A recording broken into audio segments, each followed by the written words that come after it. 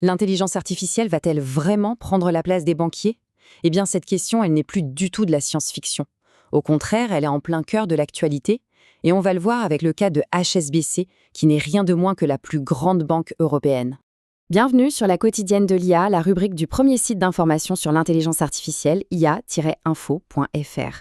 Aujourd'hui, on va décrypter ensemble une annonce qui a fait l'effet d'une bombe, une analyse qui nous vient d'un article de Didier Taormina, publié en avril 2026, et qui secoue vraiment le monde de la finance. 20 000.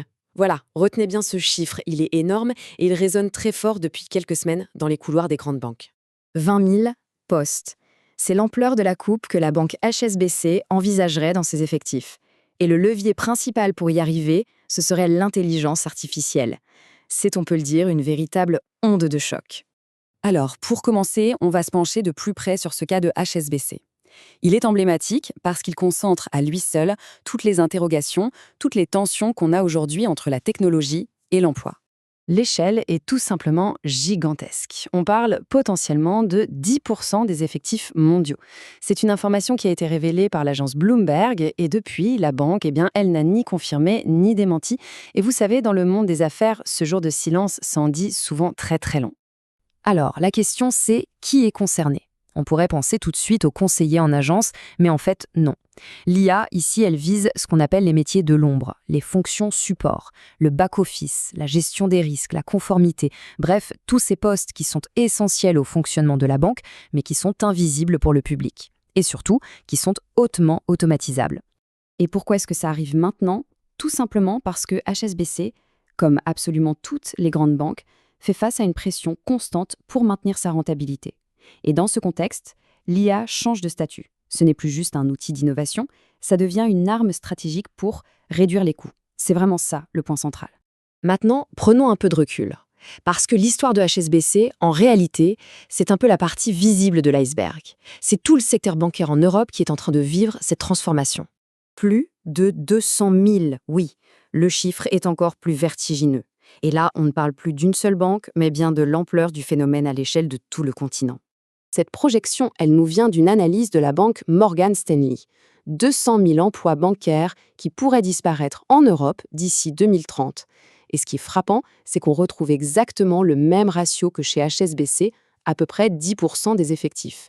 La tendance est donc bel et bien là, elle est massive et elle semble systémique. Et la liste ne s'arrête pas là.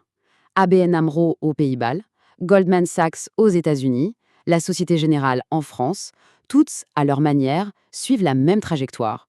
On automatise, on gèle les embauches, on restructure. Le mouvement est clairement global. Mais ce qui est vraiment nouveau, ce qui change complètement la donne avec cette vague d'automatisation, c'est la cible. Pour la première fois de manière aussi massive, ce ne sont pas les métiers manuels qui sont touchés, mais bel et bien ce qu'on appelle les cols blancs, les fonctions de bureau qualifiées. Pour que ce soit plus concret, prenons quelques exemples. La gestion du risque, la détection de la fraude, la rédaction de rapports réglementaires. Ce sont des tâches complexes, intellectuelles, qui demandaient des armées d'analystes. Aujourd'hui, des algorithmes s'en chargent en quelques secondes. C'est une révolution silencieuse, mais incroyablement profonde. D'ailleurs, cette citation est assez parlante. Un crédit immobilier peut désormais être accordé en une journée. Quand on sait qu'avant ça pouvait prendre des mois, on comprend tout de suite le gain d'efficacité. C'est un argument commercial et opérationnel qui est tellement puissant qu'il justifie pour les directions ces transformations radicales. Et tout ça, ça nous amène au cœur du débat. L'IA est-elle une pure machine à détruire des emplois ou est-ce que c'est plutôt un outil qui va transformer en profondeur les métiers qu'on connaît? Là-dessus, il y a vraiment deux visions qui s'affrontent. D'un côté, on a le camp des sceptiques qui disent que l'IA a souvent servi de prétexte à des dizaines de milliers de licenciements, notamment dans la tech, pour masquer d'autres problèmes. Mais de l'autre, on a une étude très sérieuse de la Banque centrale européenne qui vient de nuancer tout ça. Elle montre qu'en fait, il n'y a pas de destruction nette d'emplois et que, au contraire, les entreprises qui adoptent l'IA ont même tendance à embaucher davantage. La réalité est donc, comme souvent, bien plus complexe. Cette complexité, elle nous mène à une tension fondamentale, celle qui doit se gérer au plus haut niveau des entreprises. Comment est-ce qu'on peut concilier les exigences de performance économique avec la responsabilité sociale? C'est un vrai dilemme. D'un côté, il y a la pression des marchés financiers. L'automatisation est vue comme une question de survie pour rester compétitif. Et de l'autre côté, il y a la pression sociale, celle des syndicats, qui alertent sur les conséquences humaines, une charge de travail qui augmente et une grande incertitude pour ceux qui restent. C'est une équation vraiment, vraiment difficile à résoudre. Alors, au final, quel avenir pour l'emploi dans la banque? La question reste évidemment ouverte.